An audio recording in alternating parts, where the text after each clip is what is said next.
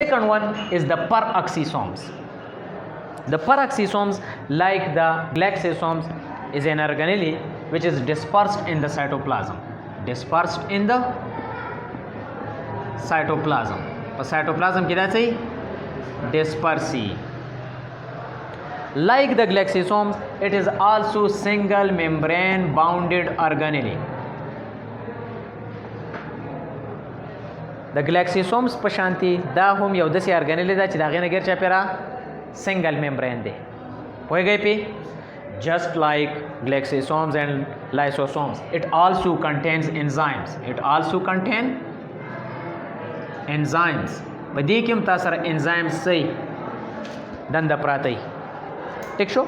catalases and oxidases. هغه enzymes صحیح oxidases and catalases. تاسو ته مخکې ما شپږ ګروپس ویلي وو که نه د انزایم ټرانسفیریزز هایډرولیزز بالکل نو په دې کې کمی اکسیډیزز اینډ کیټالیزز ټیک شو peroxisome for the first time J. Rudin discover کړوا چا J. Rudin discovery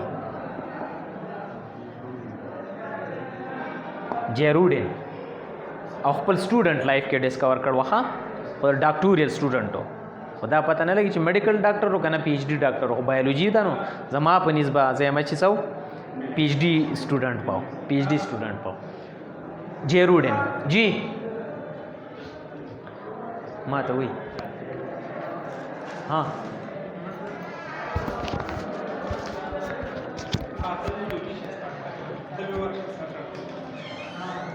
ها بیا لیټر آن فار د فرست ټایم ستاسو د کتاب کې هم peroxisome او glycosomes ته مایکرو باډیز لیکلي دي ټیک شو جے روډین ورله په دغه ټایم څه نوم ورکړی peroxisome له مایکرو باډي د ورله څه نوم ورکړی مایکرو باډي وکې دی ښه خو بیا لیټر آن دقه ډیډو لایسوسوم چې چا ډسکور کړی دقه ډیډو د peroxisome په ډیټیل کې سټډي کړو او د وی چې peroxisome یو داسې organelle ده چې په دې کې دنده داسې انزایمز دي چې هغه په سیل کې د هایډروجن پراکساید د پروډکشن د لپاره هم ذمہوار دي او د هایډروجن پراکساید د ډیکمپوزیشن د لپاره انټو واټر اینډ اکسیجن د دې د لپاره هم ذمہوار دي ٹھیک شو نو د بیا د مایکرو باډي د څه نوم ورکړو peroxisomes here the peroxisome is derived from the peroxide. Peroxy means peroxide and soma means bodies. Now Didon for the first time named it peroxisome and also he contributed, he studied, he came to know that the peroxisomes internally contain certain enzymes which are responsible for the production of hydrogen peroxide in the cell as well as its decomposition back to the water and oxygen. ٹھیک شو ها peroxisome چې دا موږ سره یو امپورټنٹ organelle ده ولې امپورټنٹ organelle ده ځکه چې دا موږ سره څه چل کوي یو څو امپورټنٹ کارونه کوي هغه کارونه به زه وسویم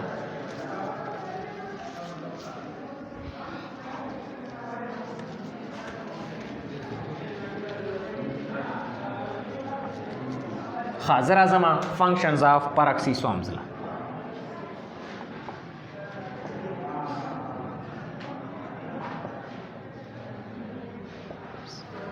Number first, hydrogen peroxide metabolism. اولنې کار د peroxisomes دا دی چې دا hydrogen peroxide metabolism کوي او metabolism the synthesis as well as the destruction of hydrogen peroxide is said to be the metabolism of hydrogen peroxide and the enzyme necessary for these processes both are actually found in peroxisomes. په سیلز کې چې کوم کیمیکل ریاکشنز کیږي نو په هغې کې کله ناکله هایلی ریاکټیو سپیشي اف اکسیجن جوړ شي نو هغه دا peroxisomes د واټر سره میلاو کی او تاسو سره هایډروجن peroxide جوړ کی او هایډروجن peroxide بیا په خپله corrosive دی it also has harmful effects on the cell نو دغه peroxisome enzymes چې دي دا بیا واپس څه کی واټر او اکسیجن ته بدل کی No, it prevents the cell from its corrosive effects. یو important function دغه peroxisome دا دی. ٹھیک شو. Number second,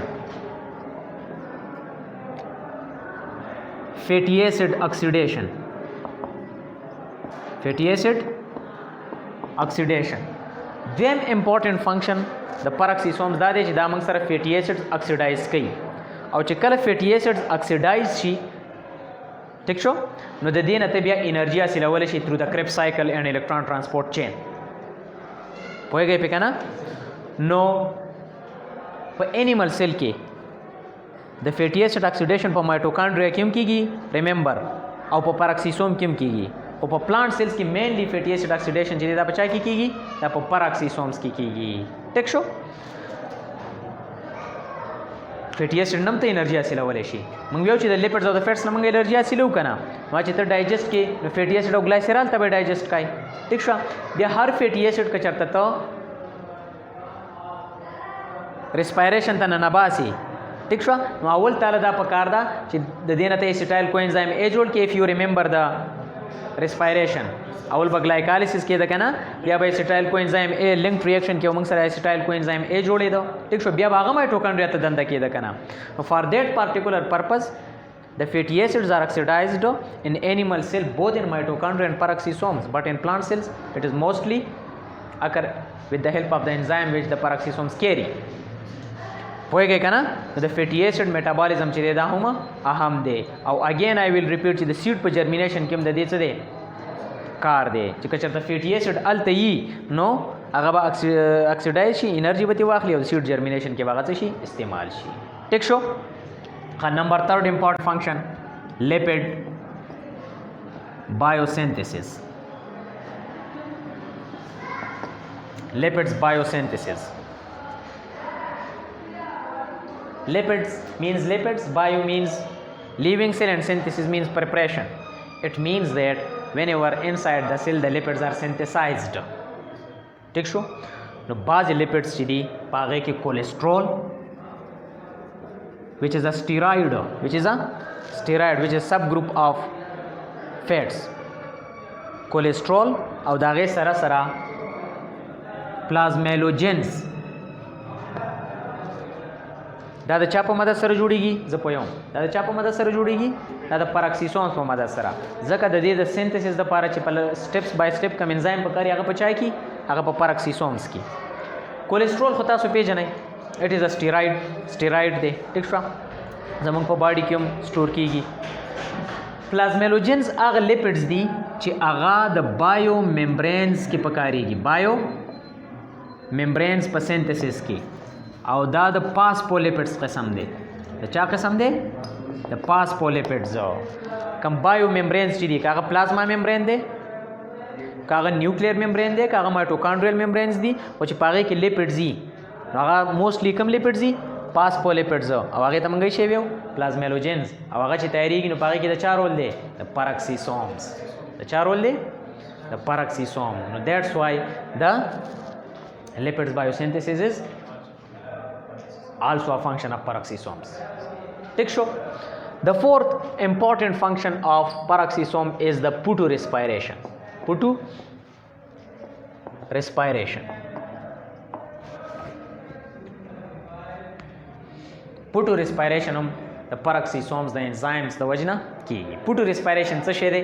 تاسو به خپل په بایوانرجیټکس چپټر کې ووایئ چې photorespiration څه شی دی. تاسو ته خو ډارک ریاکشن یاد دی که نه؟ ټیک شو؟ په ډارک ریاکشن چې به کله سټارټ کېده نو په هغې کې به اول د کاربن ډای اکساید فکسیشن نه کېده او د کاربن ډای اکساید فکسیشن به د چا سره کېده؟ د رایبولوز بایپاسپیټ سره. ټیک شو؟ د چا سره به کېده؟ د رایبولوز بایپاسپیټ سره. او دا ریاکشن به چا تیزاو؟ روبیسکو. نو دا کاربن ډای اکساید به فکس شو دی به 2PgAl درکړه. تاسو ته ما کړی کېدای شي تاسو نه هېر شئ خو داسې به دا فوټوسینتھسس به داسې مخې ته ته کله ناکله داسې کار وشي چې لایټ انټینسټي ډېره زیاته سیوا شي او دا روبیسکو چې دی نه ساري انټینسټي ضروري نه ده چې د لایټ سیوا شي ښه خو په ډېر ټایم کې دا روبیسکو چې دی د کاربن ډای اکساید په ځای باندې رایبولوز بایپاسپیټ سره څه شی دغه کې بایند کي؟ اکسیجن. څه شی بایند کي؟ اکسیجن. ٹھیک شو؟ او دلته چې کوم ریاکشن وشي د هغې په رزلټ کې د کاربن ډای اکساید ریلیز شي. دې پروسس ته موږ پوټو ریسپایریشن وایو. په دې کې هېڅ قسمه انرژي چې د هغه نه پیدا کېږي. ٹھیک شو؟ पुटू मीन्स پرانا کې به کېږي او ریسپایریشن ورته موږ ځکه وایو چې کاربن ډای اکساید پکې ریلیز کېږي. ښه عام په هر ریسپایریشن کې کاربن ډای اکساید ریلیز کېږي که نه دلته هم دا کاربن ډای اکساید ریلیز کېږي. نو دا پوټو ریسپایریشن چې دی تعالی ستا دا مین فوټوسینتھسس چې دی دا هینډر کوي د دې څه فایده هم نشته. ښه د پوټو ریسپایریشن څه فایده نشته انرژي په دې کې نه پیدا کېږي او کله نه کله داسې وشي. ټیک شو. نو پوټو ریسپایریشن په چا کې کېږي په پراکسیسومز کې او د دې لپاره چې کوم نیسیسری انزایمز دي هغه په چا کې هغه په پراکسیسومز کې. ٹھیک شو. دیٹس وائی د پراکسیسوم از امپورٹنٹ بیکاز اٹ هیلپس ان د هایڈروجن peroxide metabolism. It helps in the fatty acid oxidation in return of which we get energy and that energy can be used for the life activities. Number third, different lipids including the cholesterol and the plasmalogens are also synthesized with the help of the peroxisomes enzymes which contain catalysis and oxidases, and the plasmalogens are then used in the synthesis of different biomembranes which include the plasma membrane, the nuclear membrane, the membrane of the mitochondria and the plasmic reticulum etc, where there are lipids in the membranes. ٹھیک شو. and this sarasara it provides a site for the photorespiration, and photorespiration is a type of chemical reaction in which the oxygen combines with ribulose biphosphate instead of carbon dioxide, and carbon dioxide is released whenever the Robesco does it. It is called as the photorespiration. ٹھیک شو. نو د دې خبرو د وجه نه موږ سره پراکسیسوم چې دی دا څه دی دا امپورټنټ دی. پوه شئ پې که نه جی. پلازمیلوجنز دا لیپډز دي. دا څه شی دی لیپډز دي. په لیپډز کې بیا دا پاسپولیپډز دي. ستا په 2 سیکنډ چپټر کې د اسایل ګلایسرالز 15 ګروپس دي د لیپډز. اسایل ګلایسرالز دي، پاسپولیپډز دي، ویکسیز دي، سټیرایډز دي او ټرپینایډز دي. ټیک شو. دا 15 ګروپس دي. نو دا په پلازمولوجنز په دغه 15 ګروپونو کې د پاسپولیپډ سره تعلق ساتي او آلموست ستا ټول ممبرینز چې دي فلویډ موزیک ماډل درته یاد دی که نه که د نور ممبرینز نه ته نه خبر نو هغې کې موږ یو نه وي چې لیپډز دي نو هغه ایکچولی پاسپولیپډز دي. جی څه شی ګلایکو نه هغه خو موږ وی چې کله دی لیپډ سره تا سره کاربوهایډریټس رایوځي شي نو اله ورته موږ ګلایکولیپډز وي. څه شی ورته موږ وی ګلایکولیپډز. چې کله دی لیپډ سره تا سره کاربوهایډریټس رایوځي شي نو کاربوهایډریټ که په دې 15 ګروپونو کې هر یو لیپډ سره رایوځي شو هغه ګلایکولیپډز جوړي. ښه ګلایکولیپډ کنجوګیټډ مالیکیول دی. 2 different macro molecules are there. 2 different فاسفیټ پکې هم یو پاسپولیپډ ورته ځکه وي په ډیټیل کې سیکنډ چپټر کې به ان شاء الله مونږ ویو. ٹھیک شو که نه. نو ګلایکولیپډ چې دی هغه د کنجوګیټډ لیپډز مثال دی ښه چې پای کې به 2 میکرو مالیکیولز رایوځای کېږي لکه کاربوهایډریټ ځان له میکرو مالیکیول دی او لیپډ ځان لري. ګلایکولیپډز یا ګلایکو پروټینز شو یا نیوکلیو پروټینز شو پوهېږئ پې که نه یا نیوکلیو پروټین لکه څنګه چې موږ د رایبوسومز خبره کوله چې دا نیوکلیو پروټین پارټیکلز دي. نو دا تا سره لیپډز دي. په لیپډز کې پاسپولیپډز دي او سپیشلی دې ته موږ پلازمیلوجنز ویو. پلازمیلوجنز ورته موږ ځکه ویو چې اټ ایکچولی is the component of the plasma membrane and all the biomembranes but mainly the plasma membrane. ځکه چې plasma membrane خو بغټ یې as compared to the نور membranes که نه. اوس د مایټوکانډریا به membrane به وي خو د plasma membrane مقدار خو به نه وي که نه. ټیک شو. داسې نیوکلیر membrane. ٹھیک شو. نو it is the main component of your plasma membrane. That's why these lipids are called as plasmalogens. نوم یې ورله په دغه تناسب سره ورکړی دی. پوهېږئ پې د دې د سینتھسس دپاره چې کوم ریاکشنز دي د هغې دپاره چې کوم نیسیسري انزایمز دي they are found in the peroxisomes. دا په چا کې موندی کېږي په peroxisomes کې. نو that's why I have considered it as the main function of the peroxisomes. پوه شئ پې ښه بس دی. hope you have understand.